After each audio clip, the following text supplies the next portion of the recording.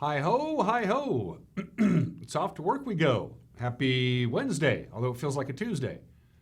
Well, short weeks. They just mess me up.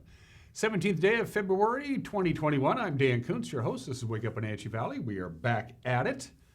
Lots to get to today. Stevens Pass still closed. They shut her down about 12:30 yesterday afternoon. They have not reopened Stevens Pass. They're going to reevaluate, whatever that means, at 8 o'clock this morning. So your only route, not your only route, but the best route, Blewett and Snoqualmie, and they're not looking real good, but at least they're open. They were getting at one point yesterday about 4 inches of snow an hour. And at that point, it doesn't matter how many plows you have, you just can't keep up with it. So Stevens Pass is closed both directions. Skycomish on the west side, Leavenworth here on our side of the mountains. And if they reopen it before the show's over, we'll let you know. They also have some pretty spectacular photos and footage from the weekend commute that was, or wasn't, as it were, on the mountain passes. We'll have that when we get to news. Pretty quiet day weather-wise. We could use a quiet day, although something very strange happened. They were thinking, National Weather Service was predicting our high on Tuesday to be somewhere near 40, wasn't even close, 28 was all we got to. In fact, our normal overnight low for this time of year is 28 degrees, and that was our high yesterday. And we tied a record low on Tuesday for February 16th. We got all the way down to 14 degrees.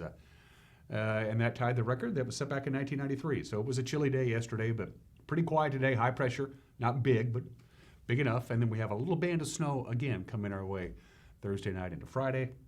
Sports, getting pretty excited for high school sports finally. It's been a long time. It's been way, way too long for that. When we get to sports, we'll also talk a little Mariner baseball as pitchers and catchers report come tomorrow. And everything else that you need to start your day. Into the back half of the hour, Lynn Miller had a chance to drop by and see me early yesterday morning. He's one of the leaders of the First Tee Project. The whole idea is to get kids in North Central Washington interested in the great game of golf. Lynn had a chance to sit down with me yesterday to talk about it, and we'll have that for you in the back half of the hour. Let's see what we got at 3 minutes after the hour. It's not bad. It's 21 degrees outside of our studios. Just now, as the show begins, a few clouds and fog and a little mist glides across the cross camera. But again, we're looking at bountiful sunshine today. I've got a high-pressure ridge that's just off the coast. It's going to gradually move inland and across our area today and tonight, and then another weak storm system, but strong enough to give us a little bit of snow comes our way on Thursday night into Friday. Good morning, Wenatchee Valley. You are down there. All right, Megan's Choice. Let's see where we go. I'm thinking Valley High. That is Valley High. A little windy there. Look at the tree moving in the wind and the snow coming off the branches. Still quite a bit of snow up on Blewett. They all got lots of snow. Boy, they're just pounded with snow. It's tough to go skiing at the summit of Stevens Pass when you can't get there. That's been the case since noon yesterday, but that's Blewett Pass as you see down there from our camera up Valley Highway. Camera number 3. Ooh, let me think. Is that McNeil Canyon? That's McNeil Canyon, but yeah, okay, yeah, there's the lake way off in the distance. There's Lake Chelan. That's the view that we use most of the time from McNeil Canyon because you can see the homesteads and the farms around the top of McNeil Canyon. Way off in the distance, you can see Lake Chelan. To your left is the Butte. And so a good view there, lovely view of the Chelan area from our McNeil Canyon camera and camera number 4. It's off to see Jump Off Ridge. Okay, there you go. Wenatchee's way off in the distance. Malaga in the lower right, the Stimmel Basin dominates most of your view there. And way off in the distance, the Cascades. You can make out Birch Mountain pretty well, and off we go. That's a cool view. It's almost like being in an airplane, isn't it? As we're covered in snow. But we're looking for a nice day today. I like it when I can tell people we have a nice day today. So no real issues from Mother Nature's perspective. Nice and quiet. Thursday, Thursday night anyway into Friday morning. One more band of snow. So here's your snow forecast again. For the Wenatchee Valley, about 4:30, 5 o'clock tomorrow afternoon. Going to see a little bit of light snow, maybe an inch. That's it.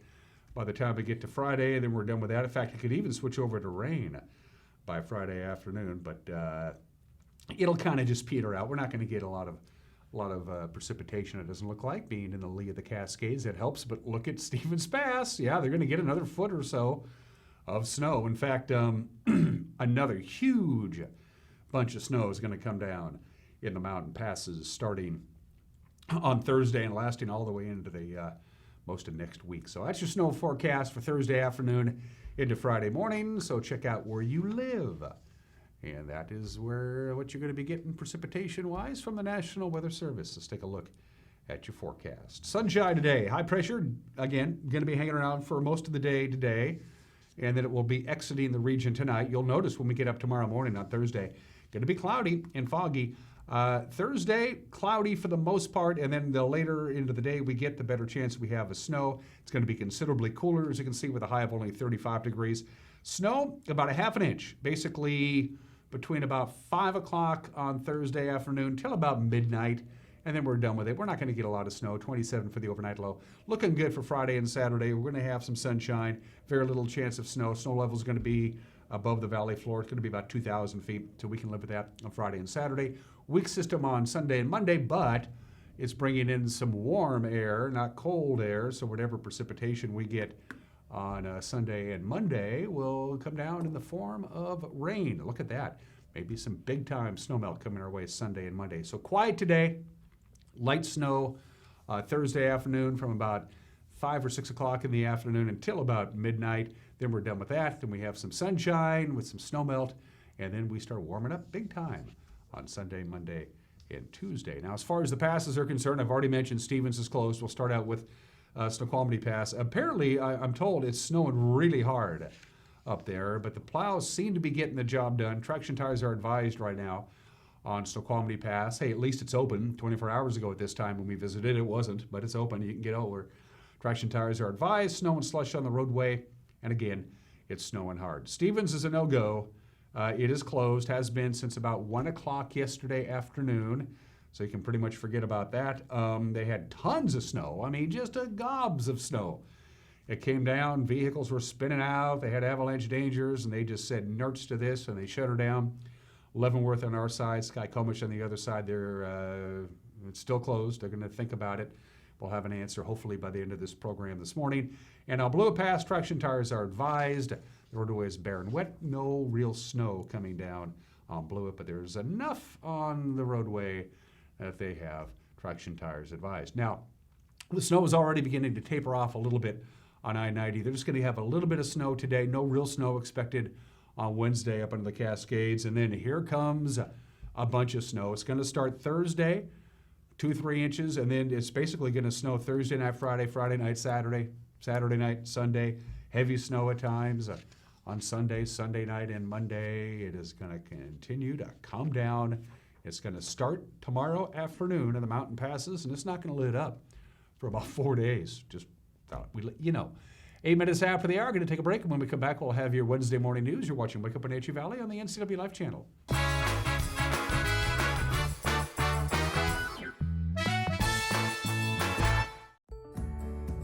Having a relationship with your pediatrician is so important. Feeling that sense of trust, that is priceless. I tell everybody about CBCH. I love it there. When I make an appointment, I don't have to take an entire day off. As a working mom, my life is really busy.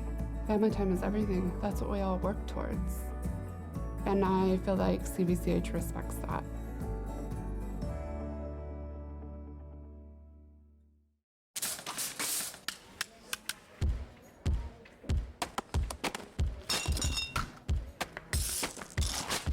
Low prices. Every aisle. Every department.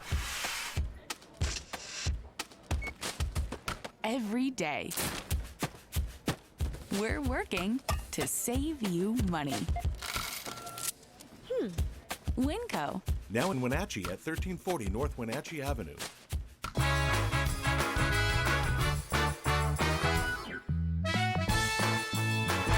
Quite a bit of sunshine on this Wednesday. We're at 20 degrees outside of our studio. It's going to be kissing 40 degrees with quite a bit of sunshine today. A little bit of light snow Thursday night into Friday. Sunshine for the most part this weekend, and then very mild beginning on Sunday Here are your headlines. The identities of those two people who were killed last week when a vehicle crashed into a Wenatchee barbershop, well, they have been released, the identities have, by the Wenatchee Police Department.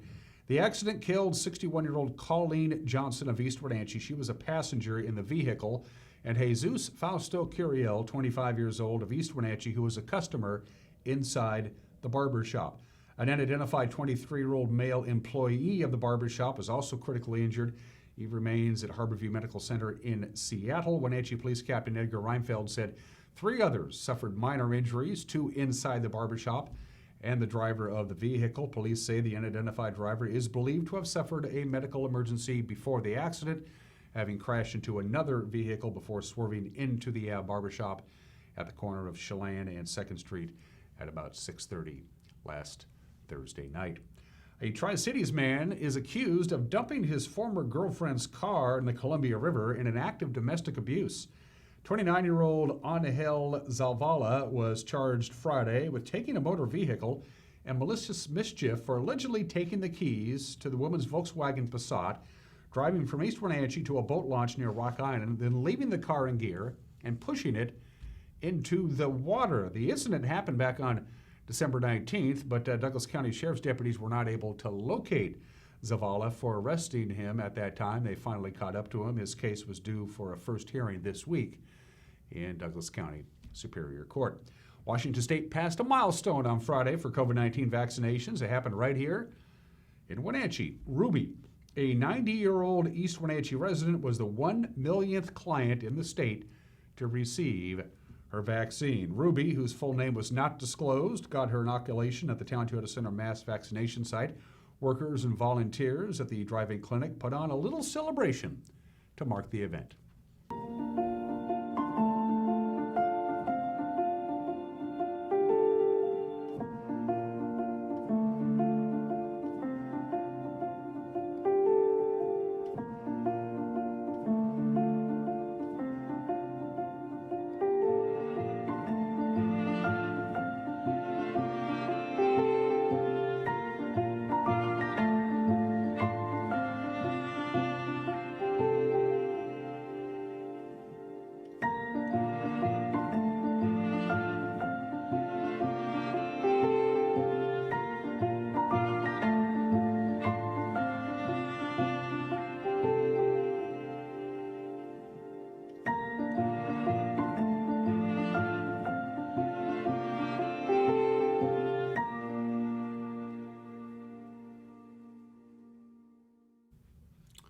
As part of being recognized for the 1 millionth vaccination patient, she's going to get a Wenatchee Wild VIP tickets, a lifetime pass on Washington State's ferry system. And when the Apple Blossom Festival Grand Parade rolls around come May, Ruby will be in it. That's cool.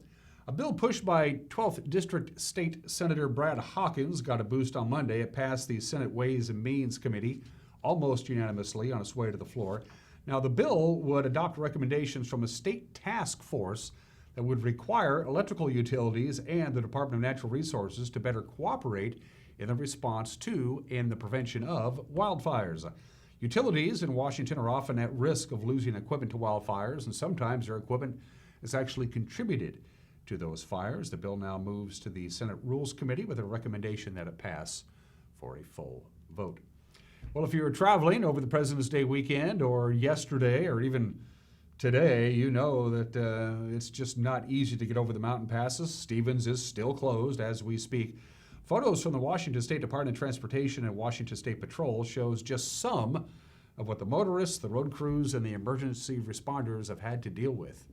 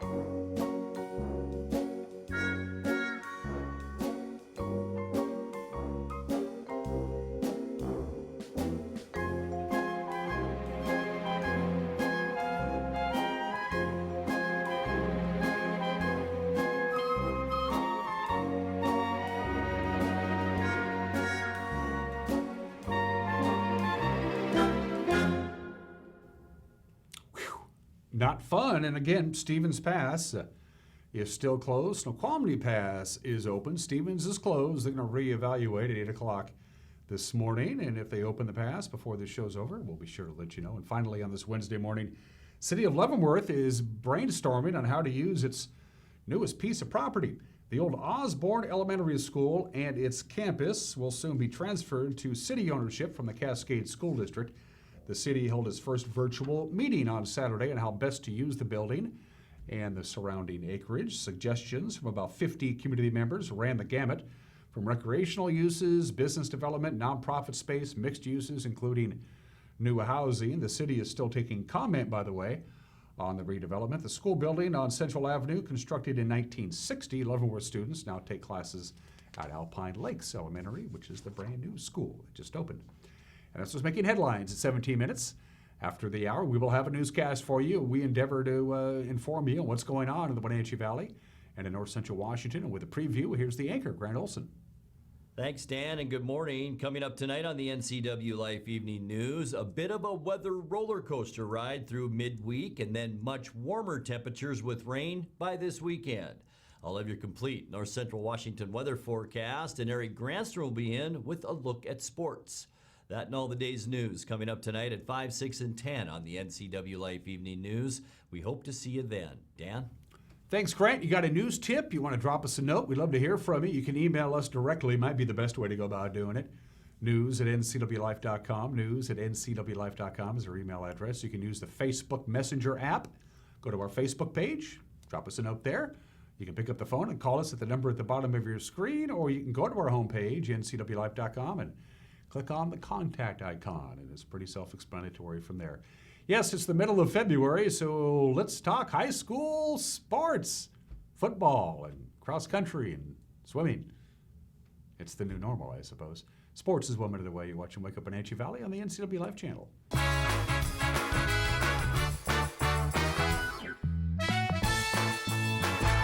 Her Royal Highness, Queen Tess Sparks. Join the NCW Life channel for coverage of the Kashmir Valley Bank Royalty Selection Pageant Saturday, February 27th. The countdown to coronation begins at 6 with the pageant to follow at 7. Coverage is sponsored by Boswell's Home Furnishings, August Edge Real Estate, and Save Mart. The Kashmir Valley Bank Royalty Selection Pageant is available only on the NCW Life channel, your local TV station. 2021 models are arriving at Sangster Motors. General Motors is on the move with the all-new 2021 Yukon. Yukon is redesigned from the ground up with a bold new look and all the latest technology. Also new is the Canyon AT4 pickup. This off-road equipped mid-size truck will challenge any rival for performance and value. Both of these models will offer Duramax diesel options for maximum power and economy. The American Challenge is game on at Sangster Motors now.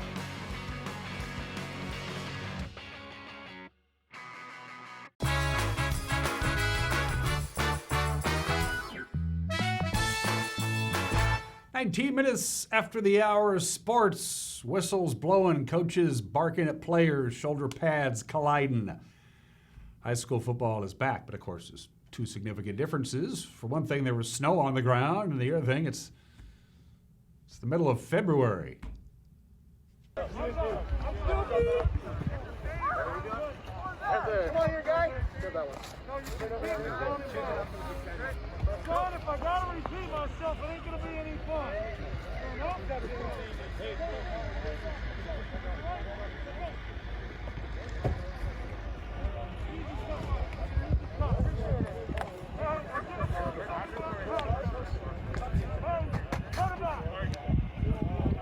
That's the practice field in Kashmir. Mother Nature providing quite the challenge for high school teams to get their fields ready to practice before Eastmont was able to begin their practice yesterday. Here was the scene there. A bunch of players and coaches teamed up with parents on Monday to get snow off the practice fields. And even though the rest of Season 1 sports won't start practice until next Monday, soccer players and parents and coaches showed up to help clear their fields as well. So we're ready to broadcast sports again here on the NCW Life channel. Pretty excited about it. It'll begin on Thursday, March 4th. We'll have swimming and diving at the Eastmont Aquatic Center between the Wildcats, Moses Lake, and the Panthers. We'll be at Leave Off the Field of the Apple Bowl the next night for Moses Lake and Wenatchee football. We'll follow that up with girls soccer On Saturday, March 6th, the Eastmont Wildcats hosting Moses Lake, and you can get our complete schedule for Season 1 on our website, ncwlife.com. The Wenatchee Apple Sox continue preparing for the upcoming summer collegiate baseball season. They signed 2 coaches to join the staff. Head coach Ian Sanderson has added Danny Pulfer and Wyatt McKnight to his coaching staff for the summer. Pulfer joins the Apple Sox nearly a decade after playing 2 seasons in minor league baseball in the Arizona Diamondbacks organization. He's currently an assistant coach at Townsend University in Maryland. Coach McKnight served at Lynn Benton Community College as the catching coach before joining the Apple Sox. He currently serves in the same position at Umpqua Community College in his hometown of Roseburg, Oregon. The Apple Sox are set to begin the 2021 season June 1st against Nanaimo at Paul Thomas Senior Stadium. Pitchers and catchers report tomorrow to the Mariners Spring Training Complex in Peoria, Arizona. Position players have until the weekend to show up. The first full squad workout is next Monday. Seattle and the rest of Major League Baseball hoping to complete an entire season after having last season shortened by the pandemic. One guy who is certainly eager to prove he belongs, Dylan Moore, the utility player, says he doesn't care where he plays, just as long as he gets to play a full season of baseball this year. I think that I'm going into spring training trying to win a spot. I think that, being pushed by players on the same team to win a spot makes us better. And I think that, I'm going in with the mindset I don't want to be handed anything. I want to be deserving of the spot that I'm given. And so I'm ready to go. I'm ready to go at second. I'm ready to go in the outfield. I'm ready to go wherever. And that's kind of what's made me a valuable player, is I can do all of that. But, I'm a baseball player. Wherever you put me in a lineup, I just want to hit and play well, and then, like I said earlier, help this Mariner team get back on the winning record. I think I speak for everyone when I say that, it's time for the Mariners to win. We put together a good ball club of some young guys and like a core group of guys, and now we kind of got to put a full season together. It starts with, the leaders that we have and Marco on the pitching side and Kyle Seager, teaching us how to play the game right and, kind of going through those aches and pains of a rebuild, so to speak. And, now it's time to win. So I'm looking forward to having a solid season with the guys and being a little bit selfless and looking forward to playing together as a team and winning as a team. Mariners are expected to play their first Cactus League game 1 week from Saturday against the team who they share their facilities with, the Padres, as the mind races to spring with talk of baseball. It's not too early to think about golf. Lynn Miller is with the new program in our area called The First Tee. It's all about getting kids playing golf. The program is about an introduction. We're making fun golfers, hopefully knowledgeable golfers, but really what we're after is to build the life skills and get these kids out in the community, resources that would normally not be accessible to them. Some of the less fortunate kids, get them on the golf course, teach them a little bit about life, make great kids, and maybe good golfers. Miller told me that the First Tee's been around for a little over 20 years and includes golf enthusiasts from coast to coast. This is an incredibly mature organization. So they're in all 50 states, 150 chapters, and as we investigated setting up Wenatchee, they said, well, we're kind of overwhelmed with the number of chapters, but it would be perfect if you joined in with Yakima as a kind of a rural expansion. There's large activities in Seattle and the South Puget Sound and Spokane. They've been going about 10 years. National organization's been 20 years, and we started our first activity in Wenatchee in 2018. Miller told me one of the great things about the First Tee is that it teaches life lessons for kids as young as 7 years old. Participants generally enter when they're 7 to 9 years old in we call it programming or a class that is built around the 9 core values. So typically there's an hour and a half session. The level they enter, it's called player. And they will perhaps take that class once or twice. It's either twice a week for an hour and a half or once a week for 9 weeks to complete the player class. Started at 3 Lakes, and now we're also offering that at Rock Island. You can find out more about the First Tee by going online, firstteecentralwashington.org. In the back half of the show, my complete conversation with Lynn Miller, or you can watch it on demand if you want by going to our website at ncwlife.com. And those are just some of the games that people are playing. At 26 minutes after the hour, I had two obscure holidays to choose from. When I saw that today was National Cabbage Day, I said, no, thank you. It's funny, I like coleslaw. I just don't like cabbage, just as cabbage. But we're going to go with the Random Acts of Kindness Day today because, well, we should. Several studies have proven that just randomly being kind to other people is contagious. When a person does something for another person for just to do it, those on the receiving end are more likely to pass that on to somebody else who passes it on to somebody else. It just like ripples in a pond, if you will. So if you think random acts of kindness don't mean anything, you're wrong on that. So the only real custom associated with random acts of kindness is to do something good for somebody else. Donate something, pay for the person's groceries in the line behind you, give time or money, mostly time, to charitable organizations and pay it forward. We can make the world a better place if we were only just a little bit nicer to each other. Random Act of Kindness Day is today, the 17th day of February. All right, today in history. This was one convoluted presidential election. Now, it's the presidential election of 1800, but it wasn't decided until 1801. February 17th, 1801, 220 years ago. There was an electoral tie. This was before the 12th Amendment fixed everything. Each member of the Electoral College got 2 votes, and they could vote for whoever they wanted to. So what happened when the election was over? Thomas Jefferson and Aaron Burr got the same number of votes. Oops, that wasn't supposed to happen. There was a deal that was struck with Alexander Hamilton, who absolutely wanted Thomas Jefferson to be the president and not John Adams, who was running for re-election. But since they both got 2 votes and they could split them, they'd split them, and all of a sudden we had ourselves an electoral college tie. So the little plan that was hatched, they talk about this a little bit in the musical Hamilton. It was just convoluted, but Thomas Jefferson and Aaron Burr each got 73 electoral votes. John Adams only got 65, so now who's it going to be?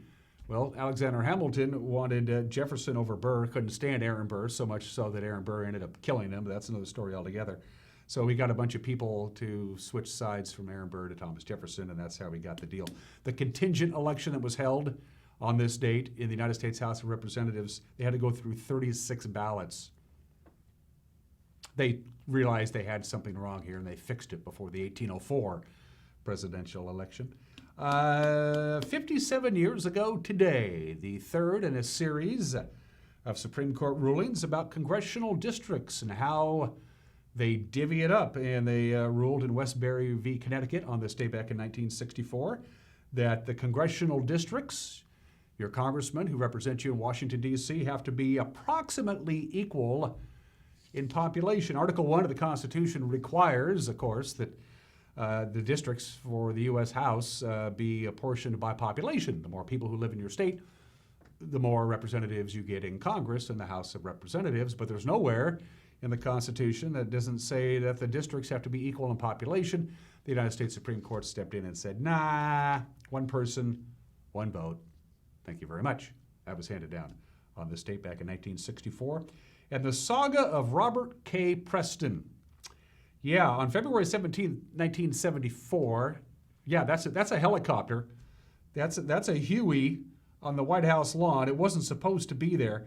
Robert K. Preston was a private in the United States Army, wanted to be a helicopter pilot, but he failed to graduate from helicopter training course and lost his opportunity to become a pilot.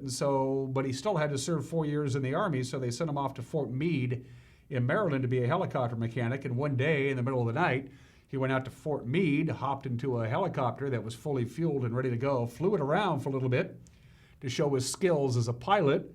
Eventually, the Secret Service started shooting at him. About 300 rounds were fired. 5 of them actually hit him, but he was not hurt seriously. In fact, he was able to land the helicopter right there on the south lawn of the White House.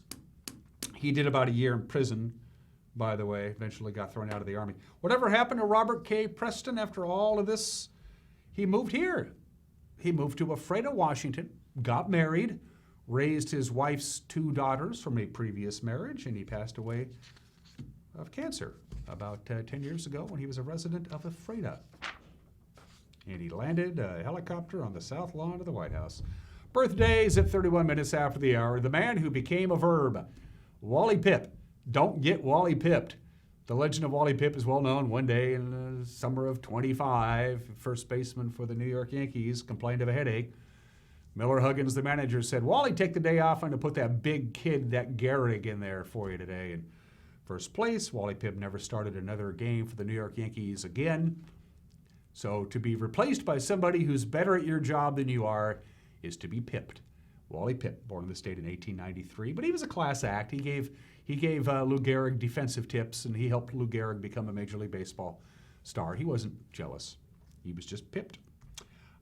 Jim Brown, the great Jim Brown, voted the greatest college football player ever, quite probably the greatest professional football player ever. He averaged 104.3 yards rushing per game, the only person ever to average over 100 yards rushing per game. When he retired after 9 years in the NFL, he held almost every rushing record there could be. The legendary Jim Brown is 85 years old today.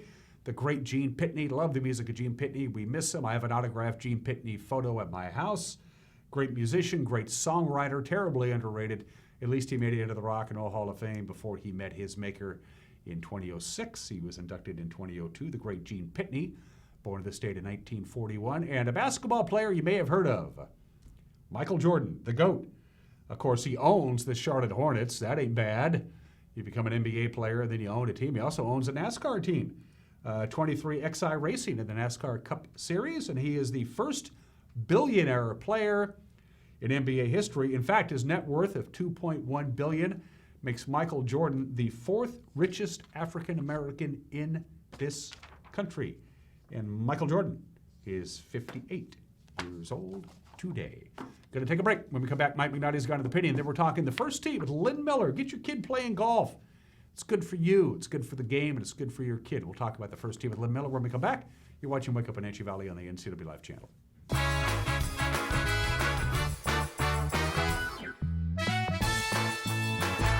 Come on, I'm a certified technician. I was trained to take good care of you. 9. I've only been to the dealer. I've been coming here for years. These guys are great. Look around. The BMW, the Jag, the Volvo, they're all waiting for regular service. Well, the BMW has a little computer issue, but that's nothing we can't handle. Come on in. From regular maintenance to computer troubleshooting, trust the Global Car Care technicians with your import, diesel-powered, or domestic vehicle. Global Car Care. They speak your car's language. Dankeschön.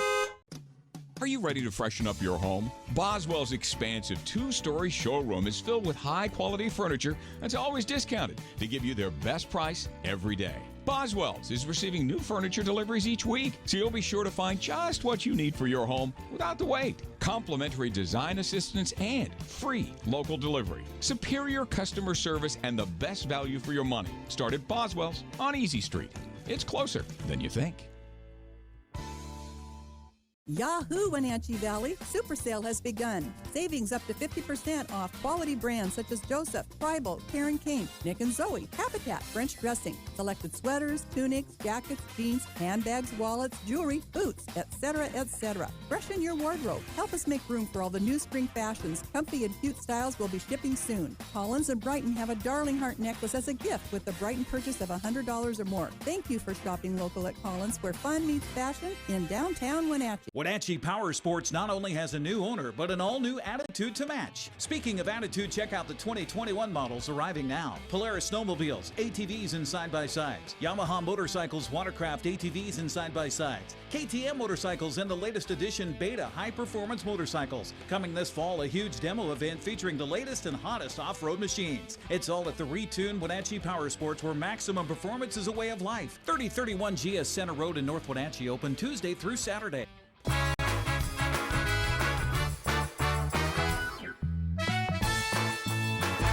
Hey, this is Mike Mad Dog Magnotti, and everybody's entitled to my opinion. Now, recently on Facebook, a very conservative person took exception to my post that the Republicans simply had to face up to some things, like Trump lost the election, Hillary's never going to jail.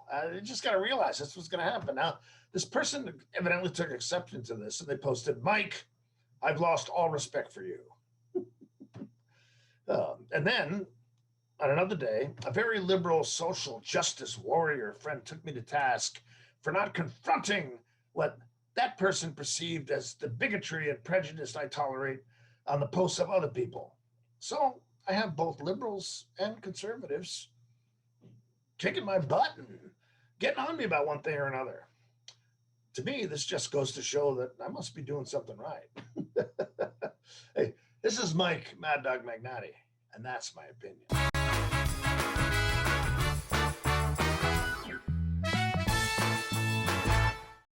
When you think of Doghouse Motorsports, you might think of motorcycles, but there's a lot more in this house. How about Honda power equipment? From snowblowers to lawnmowers to generators and even water pumps, Honda is the brand that sets the standards. Perhaps you need an ATV or UTV. The Doghouse has the largest selection anywhere.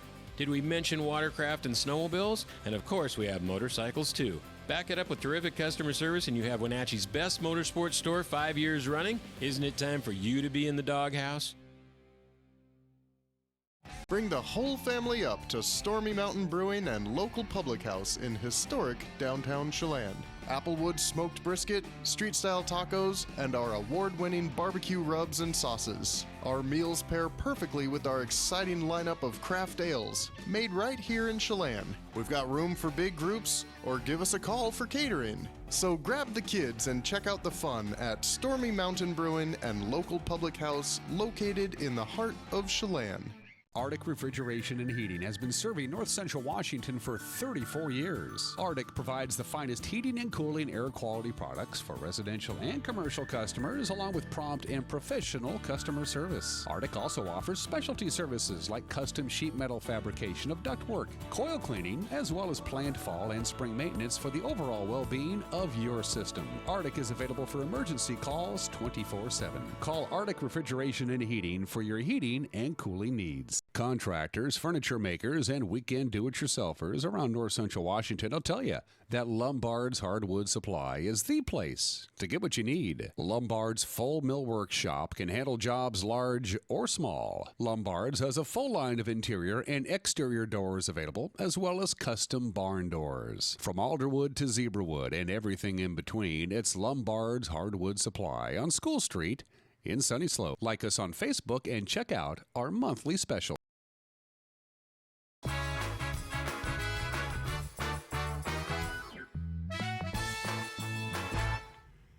Let's play golf. I know, wait a minute. It's February. We got record low temperatures. We got snow. What do you mean talking golf?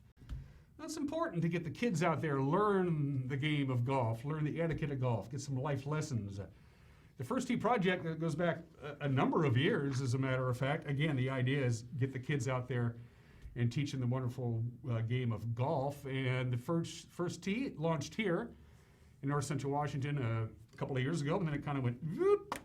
COVID does that to everything. But it's back, and one of the organizers of the First Tee Project for the North Central Washington region is joining me in the studio, Lynn Miller. Listen to the crowd, Lynn. They love you. There you go. You're a first-timer, so just a little bit about Lynn before we dive into the topic at hand. Tell the folks about yourself.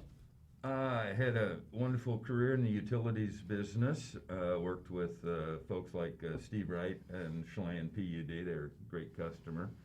Got to retire a 3 years ago. Had the good fortune to be health and financially able to get the First Tee started here. So my wife Nancy and I struck out in 2017, and the national organization was very supportive. We'll talk a little about what's going on in Washington. And so I'm a golfaholic. Love kids. Have been very fortunate and just trying to give them an opportunity to learn a little about golf and a lot about life skills. It sounds like a perfect marriage to me. I couldn't think of anything better to have a passion for and an opportunity to see these kids that are really timid and shy when they show up, and then by a few weeks later, they're high-fiving the coach and having a great time. So we've really been fortunate with the community support. Lynn's a golf nut. I'm a golf nut, and it's human nature to worry about things that you care about, people and things that you care about. And one of the things you can do to alleviate those concerns is get the next generation of kids playing golf, and that is essentially is to have them get the bug, so to speak, and then go from there. Yes, the program is about an introduction. We're making fun golfers, hopefully knowledgeable golfers, but really what we're after is to build the life skills and get these kids out in the community, resources that would normally not be accessible to them. Some of the less fortunate kids, get them on the golf course, teach them a little bit about life, make great kids, and maybe good golfers. Golf etiquette and just being out there and playing golf and being sociable taught me tons of things. I'm not exactly a shy person, and I love playing golf with people who I've never played golf with because I get to know them, and it's always fun. One of my favorite adages is I have never, ever putted out on 18 feeling worse than I did when I teed off on 1, and that's the magic of golf. Yep. Doesn't really matter how you play, as if you've had some fun. This is a national organization that has been branching out over the course of 5, 6, 7, 8, 9, 10 years, something like that? Yeah, so actually the first tee is started in '99, so they've had the 20th celebration. I got to participate when I did my coaches training with the national organization. Interesting visit. I went to Florida. They hold it every other year, and I was expecting a couple hundred folks and a few from the national headquarters. The folks in Yakima started a chapter that we're duplicating. And so those were my expectations. There were 1,000 people. Tim Monahan, the commissioner of the PGA, Annika Sorenstam, G.W. Bush was our speaker on Saturday night. This is an incredibly mature organization. So they're in all 50 states, 150 chapters, and as we investigated setting up Wenatchee, they said, well, we're kind of overwhelmed with the number of chapters, but it would be perfect if you joined in with Yakima as a kind of a rural expansion. There's large activities in Seattle and the South Puget Sound and Spokane. They've been going about 10 years. National organization's been 20 years, and we started our first activity in Wenatchee in 2018 with a fundraising golf tournament. Which went well? Went really well. The folks, Robbie Hendrickson and the folks down at Three Lakes Golf Course, we're a 501c3 nonprofit, and as I approached Robbie and said, we don't have a lot of money and resources we can throw at you, but would you be willing to help us get started? And Robbie says, absolutely. We're all about families. We're about getting the kids out. He was really responsible for getting PGA Junior program, which is a great activity for the more competitive golfers, young golfers in Wenatchee. He says, absolutely, let me check with the board, and they're fully supportive. So we've had a great go of it. We do classes spring, summer, and fall. We've now also got to expand to Rock Island, and Parker Barth and Bob Barth that own those facilities. Said Pat Welch would be a great resource for you, the pro out at Rock Island. So now we expanded last year to Rock Island as well. So we've had a tremendous good support. What we need to do is, and thank you for inviting us on the show, we need to expand in the network and the knowledge of the First Tee here in the Wenatchee Valley. You brought a video with you. This is from the First Tee, Kansas City. That was filmed about 5 years ago. It's going to get you in the mood to participate in the First Tee program. We're going to play about 3 minutes of the video. For you folks at home, please use your televisions. Lynn, use the monitor here in the station. Here's the video.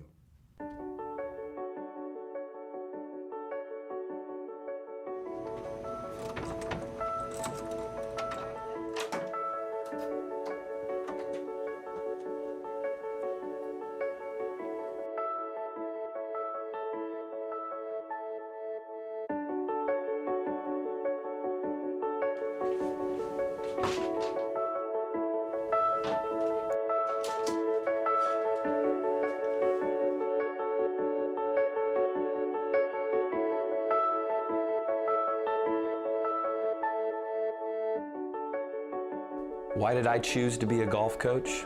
And why a coach for the First Tee of Greater Kansas City? I'm asking those questions a lot. For me, the answer is simple. It's all about the kids. Here, they make friends.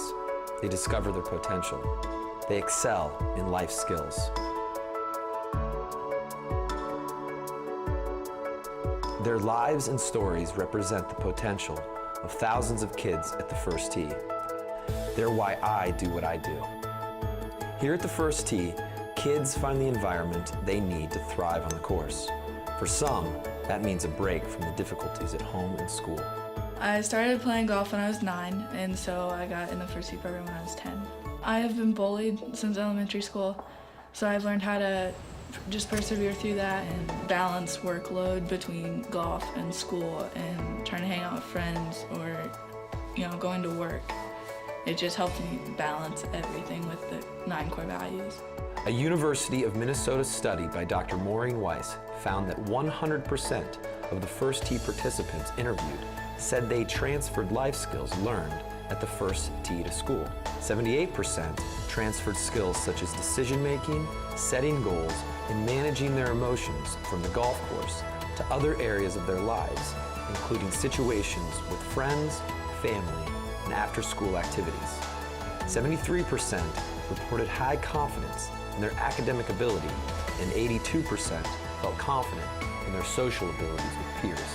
Those core values just help me to be a truly better person and really just help me live a better life. Gives you just a little taste of what the First Tee project is all about. Obviously, the next question is, how do we get involved both as kids? Is it like a day camp kind of thing? You go up and you learn how to hit a golf ball? Give me a typical day with you, Lynn, and Robbie, and Pat, and anybody else who's teaching these kids at the First Tee project here in town. How does it evolve? How does it work? Yeah, thank you. So the participants generally enter when they're 7 to 9 years old in we call it programming, or a class that is built around the 9 core values. So typically there's an hour and a half session. The level they enter, it's called player, and they will perhaps take that class once or twice. It's either twice a week for an hour and a half or once a week for 9 weeks to complete the player class. Started at 3 Lakes, and now we're also offering that at Rock Island. Once they complete their life skills and some basic golf skills, we're not making great golfers, we're making great kids. They will advance to the par level. And so it's another class, and we're going to have the first par class this year.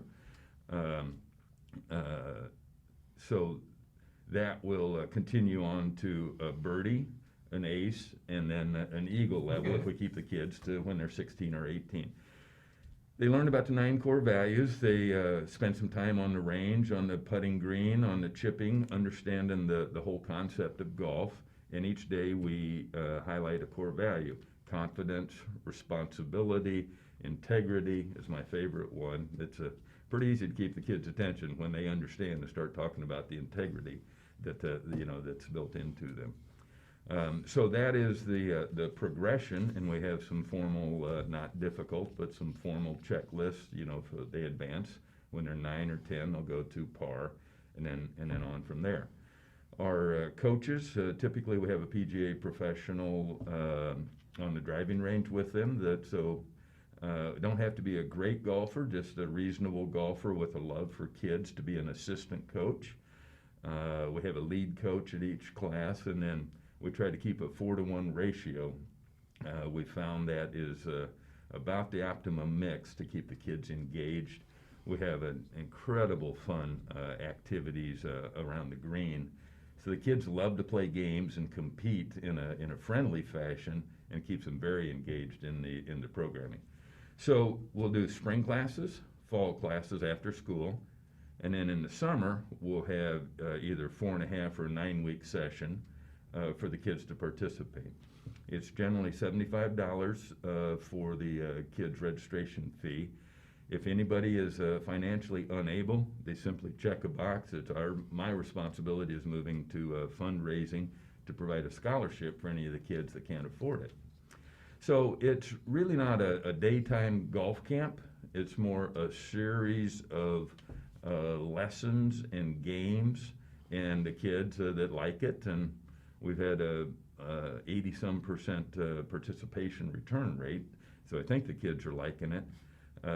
They come back and progress through and become more challenged with their outside activities. And we don't call it homework. We call it practice outside of with their core values and their skills. As a teacher, what's it like when you see a 7 or 8-year-old kid crush their first drive at the driving range, when they have a nice, good, smooth swing, they get the hip turn, and they catch that ball flush on the face of that driver, and they watch it fly? What's it like from a teaching standpoint to see the kid just light up? They have the epiphany then. I have I've got goosebumps right now, and I'm not qualified to be the lead teacher down on the range. We've got somebody a little better with the golf swing, but to see those kids line it up, swing after swing, really frustrated and really struggling. And one of our core values is patience. This takes some time. This takes a little practice. And we all know, anybody who's got the golf bug, when you hit it in the sweet spot and that ball launches and takes off, there's squeals, there's jumping up and down. I love it. It's just incredible. The difficult part is, as we all know, spending time on the putting green and the chipping. And those are not easily mastered skills, but there's enough games that, catch their attention to teach them. A short swing makes a short result, a bigger swing, gets it to the other side of the green.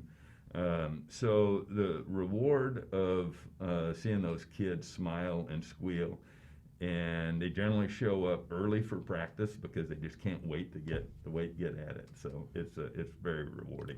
As Lynn mentioned, absolutely no child is turned away for financial reasons, and this is important because who's kidding who? Golf can be an expensive sport, between the equipment and the clubs and the balls and the gloves and what have you. But if your kid is even mildly interested in golfing, or at least learning the basics of the game, there's a spot for you. It's as simple as that. Yes, we've got, so we'll service about 150 kids in the Wenatchee Valley this year. In Seattle, they do several thousand in a year. The Spokane chapter is just under 1,000 in a year. So we're really limited by our ability to get assistant coaches out. The golf courses and the facilities, we've got the clubs, we've got all the equipment. Headquarters provides great lessons plans, so it's fairly a structured organization. We just need the manpower assistant coaches. We've had several dads that have stepped up as assistant coaches, thinking, I'm not sure I want to be committed to this. Well, they're back, and they're the ones showing up early for class the next time as well. And golf is a great family activity. It's a great family bonding activity. I come from a very large family. We have a golf tournament every year. That's what we do. We get together and we play golf. It's That's a lot of fun. excellent.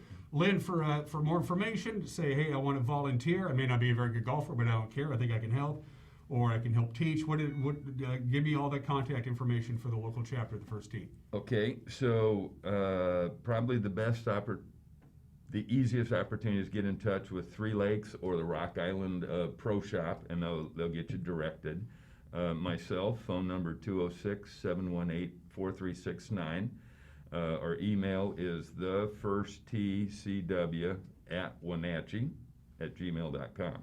And if anybody can get through that, they're definitely qualified to participate in our program. I've already promised Lynn, and once this gets up and going, come springtime, I'm going to have a chance to visit with my good friend Robbie Hendrickson, and we'll get together with Pat as well and see what it's like to maybe go out and do some videotaping and see the kids learn the game of golf. Excellent. Yeah, there's just so much energy and excitement with the kids, and it's really been a nice growth program, and we should be here for 10 or 15 years if we have any luck. Again, it's the first TCW@Wenatchee@gmail.com, and if you can't get any of that stuff, email me and I'll send you the link. All right.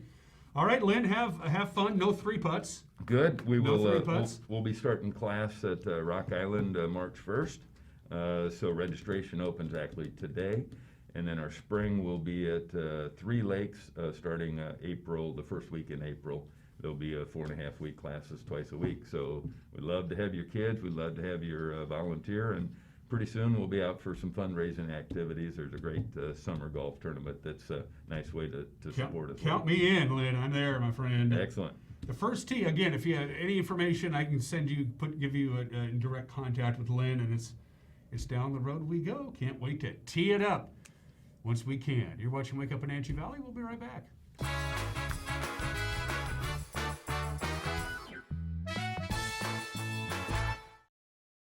You love to help others. You need a solid career. You can have it all with help from Charter College. Our 10-month medical assistant program prepares you to work in healthcare settings like physician offices, rehab centers, and clinics. You'll learn to take patient vitals, assist with exams, administer injections, and maintain medical records. When you're ready to launch a rewarding healthcare career, visit chartercollege.edu because we work to get you to work. It's estimated that 1/3 of Americans do not have a financial plan. At D.A. Davidson, their advisors are working to change that because they understand the importance of planning for the future. At D.A. Davidson, they believe in partnering together to build a strategy tailored to your needs. They spend the time and have the knowledge to help keep your financial future on track. Let D.A. Davidson Financial Advisors of Wenatchee put the strength of advice to work for you.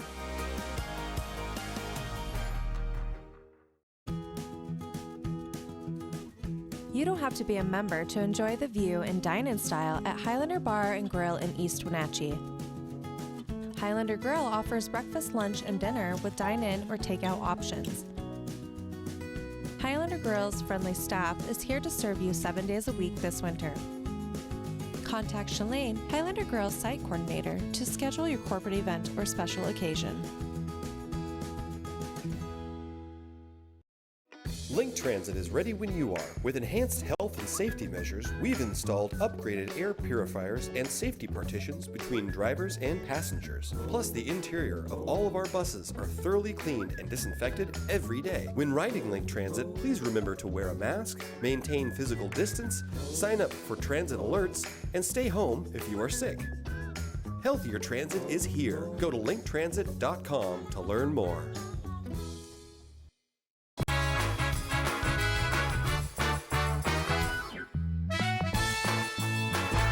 Outside of a couple of patchy clouds and a little fog, we're dealing with sunshine today. High pressure. Not a big strong ridge, but good enough to bring us bountiful sunshine from the National Weather Service. Here we go. Now, we were supposed to get to about 40 yesterday. We didn't even get to 30. We topped off at 28. And if you're just joining us, we tied a record low for February 16th. Overnight on Tuesday, we got all the way down to 14 degrees, but we're going to be a lot warmer today. Quite a bit of sunshine. Again, high of about 42. Clouds will be thickening up tonight. Quite a bit of cloud cover all day Thursday. Late in the afternoon Thursday, we're expecting some light snow between basically 5, 6 o'clock at night until about midnight. Then we're done with the snow on Thursday, and it's going to be cooler with a high of 35. Bountiful sunshine Friday and Saturday, mild temperatures, and then we're talking rain, not snow, with temperatures well above normal by the time we get to the early part of next week. Stevens Pass is still closed. And that is it for us. Have a great Wednesday. We'll see you tomorrow. Bye-bye.